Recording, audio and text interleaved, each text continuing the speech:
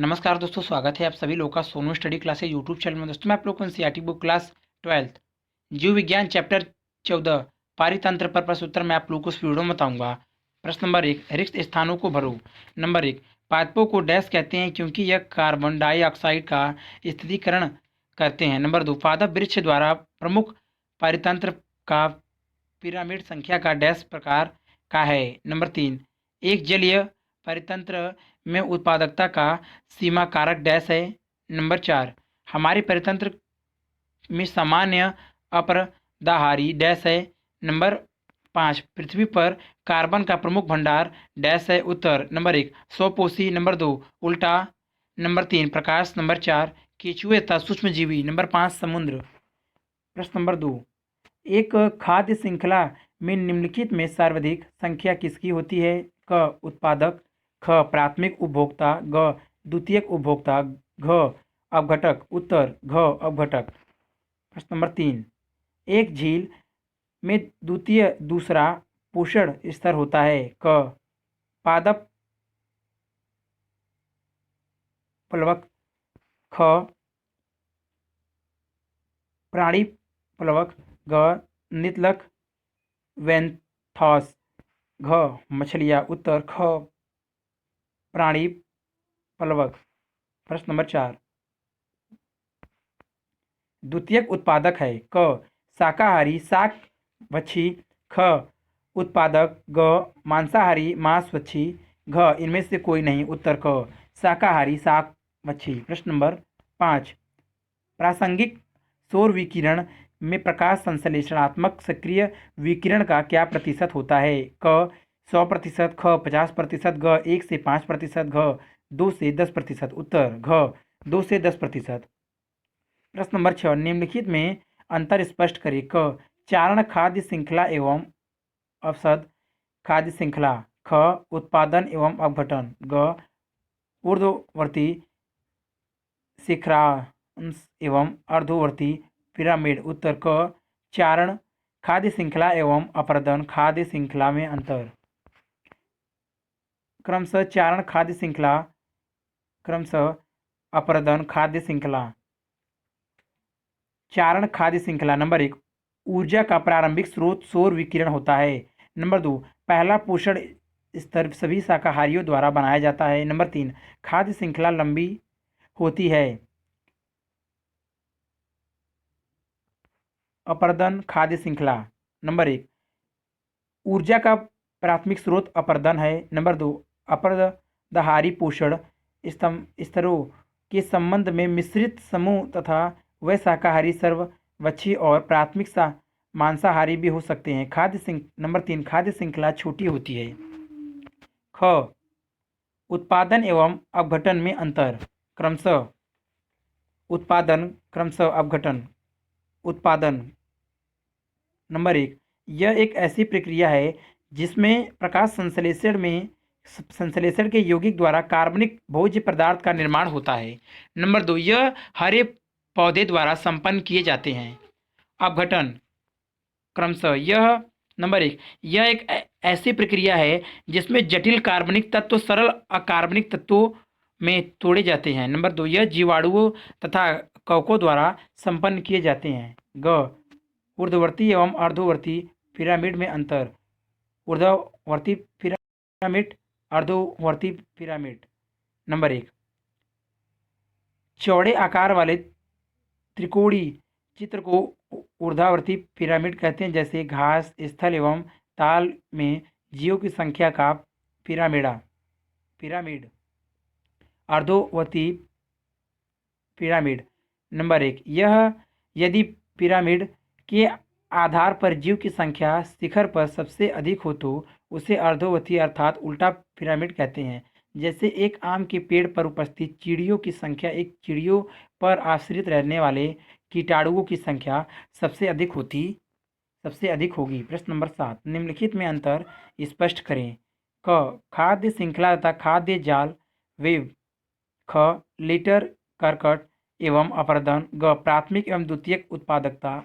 उत्तर क, खाद्य श्रृंखला तथा खाद्य जाल में अंतर। क्रमशः खाद्य श्रृंखला, क्रमशः खाद्य जाल। खाद्य श्रृंखला नंबर एक पारिस्थितिकीय तंत्र में ऊर्जा का एक दिशीय प्रवास उसमें स्थिर श्रृंखलाबद्ध तरीके से जुड़े जीवों के द्वारा होता है। जीवों की इस श्रृंखला को खाद्य श्रृंखला कहते हैं। नंबर दो, सभी खाद्य श्रृंखलाएं पौधे से प्रारंभ होती हैं तथा इसमें उपभोक्ता एक से अधिक भोज्य स्रोत का उपयोग नहीं करता। खाद्य जाल क्रमशः नंबर एक, पारिस्थितिकीय तंत्र में सामान्यतः एक साथ कई आहार श्रृंखलाएं पाई जाती हैं। यह आहार श्रृंखलाएं हमेशा सीधी न होकर एक दूसरे से आड़े तिरछे जुड़कर एक जाल बनाती हैं। आहार श्रृंखलाओं के इस जाल को खाद्य जाल कहते हैं। नंबर दो, इसमें एक उपभोक्ता एक से अधिक भोजन स्रोत का उपयोग करता है। ख, लीटर कर्कट एवं अपर्दन में अंतर क्रमशः लीटर क्रमशः अपर्दन। लीटर नंबर एक, फेंके गए कागज एवं प्लास्टिक को लीटर कहते हैं। नंबर दो, इसका अपघटन नहीं हो सकता है। अपर्दन नंबर एक, पादपों के मृत अवशेष जैसे पत्तियां, छाल, फूल तथा प्राणियों के मृत अवशेष मलादि सहित को अपर्दन कहते हैं। नंबर दो, इसका अपघटन हो सकता है। ग, प्राथमिक एवं द्वितीयक उत्पादकता में अंतर क्रमशः प्राथमिक उत्पादकता क्रमशः द्वितीयक उत्पादकता। नंबर एक, उत्पादकों द्वारा प्रकाश संश्लेषण और रसायन संश्लेषण से सौर ऊर्जा को कार्बनिक यौगिकों में परिवर्तित करने की दर को प्राथमिक उत्पादकता कहते हैं। इसे प्रति इकाई समय एवं क्षेत्रफल में मापा जाता है। नंबर दो, इसे एकल एवं शुद्ध प्राथमिक उत्पादकता में विभाजित किया जा सकता है। द्वितीयक उत्पादकता क्रमशः नंबर एक, जब ऊर्जा के संचयन की दर को उपभोक्ता के स्तर पर मापा जाता है तो इसे द्वितीयक उत्पादकता कहते हैं। नंबर दो, यह उत्पादकता सकल एवं शुद्ध उत्पादकताओं में विभाजित नहीं होती है। प्रश्न नंबर 8, पारिस्थितिकीय तंत्र के घटकों की संख्या कीजिए, घटकों की व्याख्या कीजिए या पारिस्थितिकीय तंत्र की परिभाषा लिखिए। उत्तर, स्थलमंडल, जलमंडल तथा वायुमंडल का वह क्षेत्र जिसमें जीवधारी रहते हैं जीवमंडल कहलाता है। जीवमंडल में पाए जाने वाले जैवीय तथा अजैवीय घटकों के पारंपरिक संबंधों का अध्ययन परितंत्र कहलाता है। परितंत्र या पारिस्थितिकीय तंत्र शब्द का प्रयोग सर्वप्रथम टेंसले 1935 ने किया था। यदि जीवमंडल में जैविक अजैविक अंश तथा भूगर्भीय रासायनिक व भौतिक लक्षणों को सम्मिलित करे तो यह पारिस्थितिकीय तंत्र बनाता है। पारिस्थितिकीय तंत्र सीमित व निश्चित भौतिक वातावरण का प्राकृतिक तंत्र है जिसमें जीवीय तथा अजीवीय अंशों की संरचना और कार्यों का पारंपरिक आर्थिक संबंध संतुलन में रहता है। इसमें पादपों तथा ऊर्जा का प्रभाव सुनियोजित मार्गों से होता है। पारिस्थितिकीय तंत्र के घटक, पारिस्थितिकीय तंत्र के मुख्यतः दो घटक होते हैं, जैविक तथा अजैविक घटक। नंबर एक, जैविक घटक। पारिस्थितिकीय तंत्र में तीन प्रकार के जैविक घटक होते हैं, स्वपोषी, परपोषी तथा अपघटक स्वपोषी घटक। हरे पादप परितंत्र के स्वपोषी घटक होते हैं। यह सौर ऊर्जा तथा क्लोरोफिल की उपस्थिति में CO2 तथा जल से प्रकाश संश्लेषण की क्रिया द्वारा कार्बनिक भोज्य पदार्थ का संश्लेषण करते हैं। हरे पादप उत्पादक भी कहलाते हैं। हरे पौधों में संचित खाद्य पदार्थ दूसरे जीवों का भोजन हैं। स्ट्रक्चर आप देख लीजिए।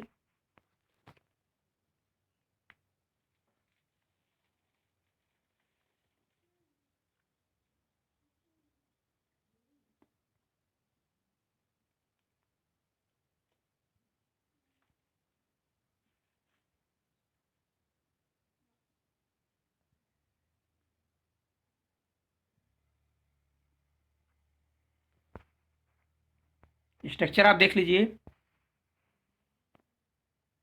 चित्र एक संपूर्ण पारिस्थितिक तंत्र के प्रमुख पद व घटक तथा उसका विविध संबंध। ब, परपोषी घटक। यह अपना भोजन स्वयं नहीं बना सकते। यह भोजन के लिए प्रत्यक्ष या परोक्ष रूप से पौधों पर निर्भर रहते हैं। उन्हें उपभोक्ता कहते हैं। उपभोक्ता 3 प्रकार के होते हैं। नंबर 1, प्रथम श्रेणी के उपभोक्ता अथवा शाकाहारी। यह उपभोक्ता अपना भोजन सीधे उत्पादकों हरे पौधों से प्राप्त करते हैं, इन्हें शाकाहारी कहते हैं, जैसे गाय, बकरी, भैंस, चूहा, हिरन, खरगोश आदि। नंबर 2, द्वितीयक श्रेणी के उपभोक्ता अथवा मांसाहारी। द्वितीयक श्रेणी के उपभोक्ता भोजन के लिए शाकाहारी जंतुओं का भक्षण करते हैं, इन्हें मांसाहारी कहते हैं, जैसे मेढक, सांप आदि। नंबर 3, तृतीयक श्रेणी के उपभोक्ता। तृतीयक श्रेणी के उपभोक्ता द्वितीयक श्रेणी के उपभोक्ता से भोजन प्राप्त करते हैं, जैसे शेर, चीता, बाज आदि। कुछ जंतु सर्वाहारी होते हैं, यह पौधे अथवा जंतु से भोजन प्राप्त कर सकते हैं, जैसे कुत्ता, बिल्ली, मनुष्य आदि। अपघटक। यह जीव कार्बनिक पदार्थों को उनके अवयवों में तोड़ देते हैं। यह मुख्यतः उत्पादक व उपभोक्ता के मृत शरीर का अपघटन करते हैं, उन्हें मृतजीवी भी कहते हैं। सामान्यतः यह जीवाणु व कवक होते हैं। इसके फलस्वरूप प्राकृतिक में खनिज पदार्थों का चक्रण होता रहता है। उत्पादक, उपभोक्ता व अपघटन सभी मिलकर बायोमास बनाते हैं। नंबर 2, अजैविक घटक। किसी भी परितंत्र के अजैविक घटक 3 भागों में विभाजित किए जा सकते हैं। नंबर 1, जलवाष्पीय घटक, जल, ताप, प्रकाश आदि। नंबर 2, अकार्बनिक पदार्थ, CO2, CO2 आदि। यह विभिन्न चक्रों के माध्यम से जैव जगत में प्रवेश करते हैं। नंबर 3, कार्बनिक पदार्थ, प्रोटीन, कार्बोहाइड्रेट, वसा आदि। यह अपघटित होकर पुनः सरल अवयवों में बदल जाते हैं। कार्यात्मक दृष्टि से अजैविक घटक 2 भागों में विभाजित किए जाते हैं। नंबर 1, पदार्थ, मृदा वायुमंडल के पदार्थ, जैसे वायु, गैस, जल, CO2, O2, N2, लवण जैसे CaSP, कार्बनिक अम्ल आदि। नंबर 2, ऊर्जा, विभिन्न प्रकार की ऊर्जा, जैसे सौर ऊर्जा, तापीय ऊर्जा, गतिज ऊर्जा, रासायनिक ऊर्जा आदि। प्रश्न नंबर 9, पारिस्थितिकी पिरामिड को परिभाषित कीजिए तथा जैव मात्रा या जैव भार या संख्या के पिरामिडों के उदाहरण सहित व्याख्या कीजिए। उत्तर, पारिस्थितिकीय पिरामिड परितंत्र में खाद्य श्रृंखला के विभिन्न पोषक स्तरों में जीवधारियों के संबंधों का रेखीय चित्रण पारिस्थितिकीय पिरामिड कहलाता है। पिरामिड परितंत्र में जीव की संख्या, जीवभार तथा जैव ऊर्जा को प्रदर्शित करते हैं। इसका सर्वप्रथम प्रदर्शन एल्टन 1927 ने किया था। इनमें सबसे नीचे का पोषी स्तर उत्पादक का होता है तथा सबसे ऊपर का पोषी स्तर सर्वोच्च उपभोक्ता का होता है। नंबर 1, जीव भार का पिरामिड। जीव के ताजे अथवा शुष्क भार के रूप में प्रत्येक पोषी स्तर को मापा जाता है। स्थलीय पारितंत्र में उत्पादक का जीव भार सर्वाधिक होता है, अतः पिरामिड सीधा रहता है। तालव्य परितंत्र में उत्पादक का भार सबसे कम होता है, अतः पिरामिड उल्टा बनता है। जीव भार को G/m2 में मापा जाता है। स्ट्रक्चर आप देख लीजिए। चित्र ए, चित्र बी। चित्र आप देख लीजिए। चित्र 2, घास स्थलीय पारिस्थितिकीय तंत्रों में जीवभार के खाद्य पिरामिड। स्ट्रक्चर आप देख लीजिए।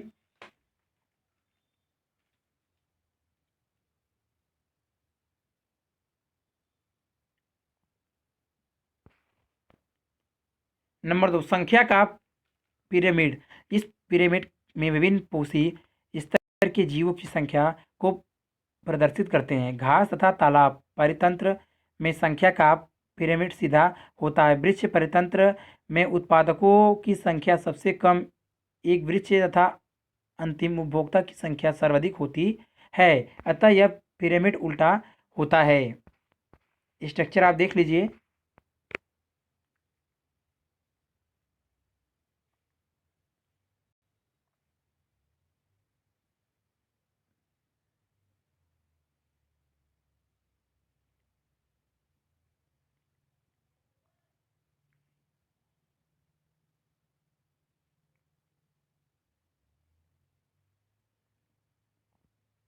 स्ट्रक्चर आप देख लीजिए। चित्र ए, चित्र बी। चित्र संख्या का पिरामिड ए वृक्ष परितंत्र का उल्टा, बी खास घास के मैदान का सीधा पिरामिड। स्ट्रक्चर आप देख लीजिए।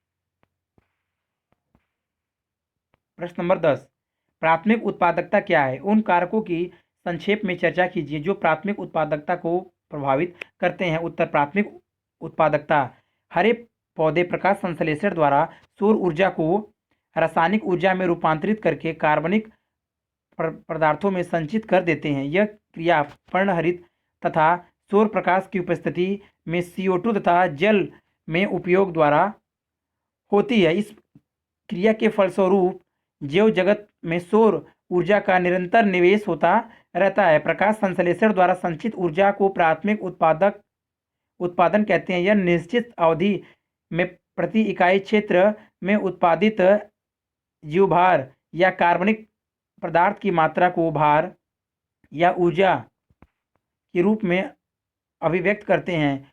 ऊर्जा की संचय दर को प्राथमिक उत्पादकता कहते हैं। इसे KCAL/M2/YR या G/M2/R में अभिव्यक्त करते हैं। प्रकाश संश्लेषण की क्रिया में हरे पौधों द्वारा कार्बनिक पदार्थों में स्थिर और सौर ऊर्जा की कुल मात्रा को सकल प्राथमिक उत्पादन कहते हैं। प्राथमिक उत्पादकता को प्रभावित करने वाले कारक।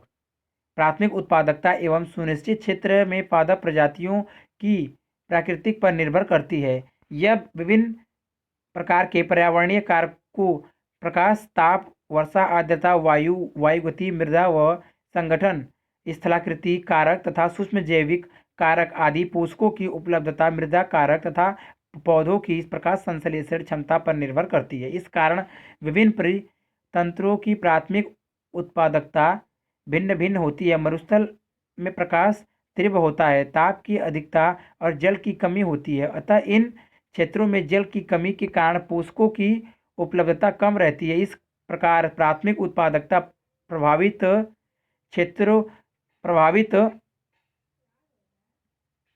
होती है। इसके विपरीत उपयुक्त प्रकाश एवं ताप की उपलब्धता के कारण शीतोष्ण प्रदेशों में उत्पादन अधिक होती है। प्रश्न नंबर 11, अपघटन की परिभाषा दीजिए तथा अपघटन की प्रक्रिया एवं उसके उत्पादों की व्याख्या कीजिए। उत्तर, अपघटकों जैव जीवाणु, कवक आदि द्वारा जटिल कार्बनिक पदार्थों को सरल अकार्बनिक पदार्थों जैसे कार्बन डाइऑक्साइड, जल एवं पोषक तत्वों में विघटित करने की प्रक्रिया को अपघटन कहते हैं। पादपों में के मृत अवशेष जैसे पत्तियां, छाल, फूल आदि तथा जंतुओं के मृत अवशेष, मल मूत्र आदि को अपरदन डेंड्राइट्स कहते हैं। अपघटन की प्रक्रिया के महत्वपूर्ण चरण खंडन, निक्षालन, अपचयन, हार्मोन्स निर्माण तथा पोषक तत्वों का मुक्त होना है। केंचुए आदि को अपरदाहारी कहते हैं। यह अपरदे को छोटे छोटे कणों में खंडित करते हैं। इस प्रक्रिया को खंडन कहते हैं। निक्षालन प्रक्रिया में जल में घुलनशील अकार्बनिक पोषक मृदा में प्रवेश कर जाते हैं। शेष पदार्थ का अपचयन जीवाणु तथा कवक द्वारा होता है। हार्मोन्स निर्माण फलस्वरूप गहरे भूरे रंग का भुरभुरा पदार्थ हार्मोन्स बनता है। खनिजीकरण के फलस्वरूप हार्मोन्स से पोषक तत्व मुक्त हो जाते हैं। गर्म तथा आर्द्र वातावरण में अपघटन प्रक्रिया तीव्र होती है। प्रश्न नंबर 12, एक परिस्थितिकीय तंत्र में ऊर्जा प्रवाह का वर्णन कीजिए। या उत्तर, परितंत्र में ऊर्जा प्रवाह। परितंत्र को ऊर्जा मुख्य रूप से सौर ऊर्जा के रूप में प्राप्त होती है। सौर ऊर्जा का उपयोग हरे पादप उत्पादक ही कर सकते हैं। उत्पादक हरे पौधे प्रकाश संश्लेषण की क्रिया द्वारा सौर ऊर्जा को रासायनिक ऊर्जा में बदलकर कार्बनिक पदार्थों के रूप में संचित करते हैं। खाद्य पदार्थ के रूप में ऊर्जा उत्पादक में विभिन्न स्तर के उपभोक्ताओं को प्राप्त होती है। ऊर्जा को प्रवाह एक दिशीय होता है। स्ट्रक्चर आप देख लीजिए।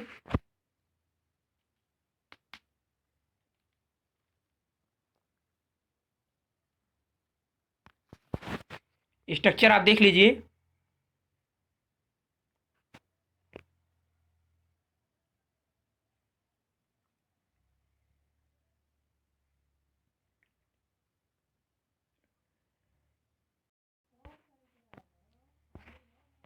चित्र खाद्य श्रृंखला में ऊर्जा प्रवाह।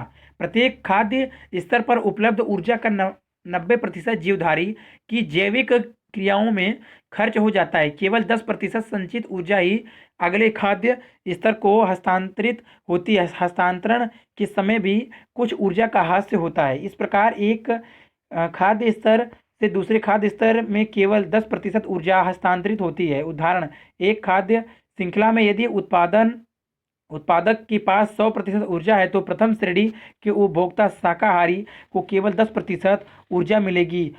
उससे दूसरी श्रेणी को उपभोक्ता मांसाहारी को केवल 1% ऊर्जा मिलेगी। इसी प्रकार अगली श्रेणी के उपभोक्ता को 0.1% ऊर्जा मिलती है। इस प्रकार एक से दूसरी श्रेणी के जीव को केवल 10% ऊर्जा पिछली श्रेणी से प्राप्त हो सकती है। उपभोक्ता में सर्वाधिक ऊर्जा केवल शाकाहारियों को प्राप्त है।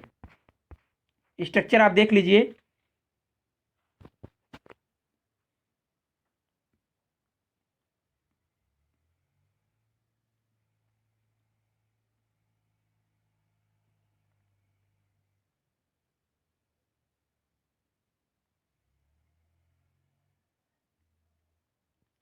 चित्र परितंत्र में ऊर्जा का पिरामिड। स्ट्रक्चर आप देख लीजिए। परितंत्र में ऊर्जा को एक पक्षीय प्रवाह तथा अकार्बनिक पदार्थों के परिसंचरण का पारिस्थितिकीय सिद्धांत सभी जीवों एवं पर्यावरण पर लागू होता है। प्रश्न नंबर 13, एक पारिस्थितिकीय तंत्र में एक अवसादीय चक्र की महत्वपूर्ण विशेषताओं का वर्णन करें। उत्तर, एक पारिस्थितिकीय तंत्र में एक अवसादीय चक्र की महत्वपूर्ण विशेषताएं इस प्रकार हैं।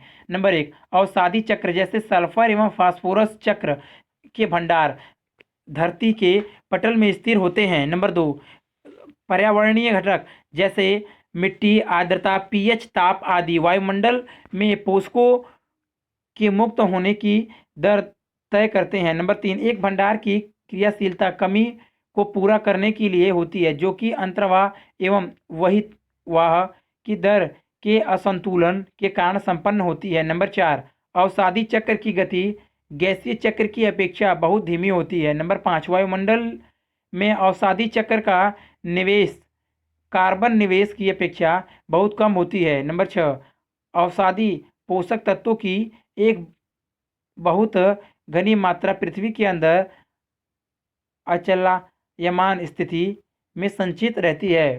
प्रश्न नंबर 14, एक पारिस्थितिकीय तंत्र में कार्बन चक्रण की महत्वपूर्ण विशेषताओं की रूपरेखा प्रस्तुत करें। उत्तर, एक परितंत्र में कार्बन चक्रण की महत्वपूर्ण विशेषताएं इस प्रकार है। नंबर 1, जीवों के शुष्क भार का 49% भाग कार्बन से बना होता है। नंबर 2, समुद्र में 71% कार्बन विलय के रूप में विद्यमान है। यह सागरीय कार्बन भंडार वायुमंडल में CO2 की मात्रा को नियंत्रित करता है। नंबर 3, जीवाश्मी ईंधन भी कार्बन के एक भंडार का प्रतिनिधित्व करता है। नंबर 4, कार्बन चक्र वायुमंडल, सागर तथा जीवित एवं मृत जीवों द्वारा संपन्न करते हैं। नंबर 5, अनुमानत जीवमंडल में प्रकाश संश्लेषण के द्वारा प्रतिवर्ष 4 × 10⁻13 किग्रा कार्बन का स्थिरीकरण होता है।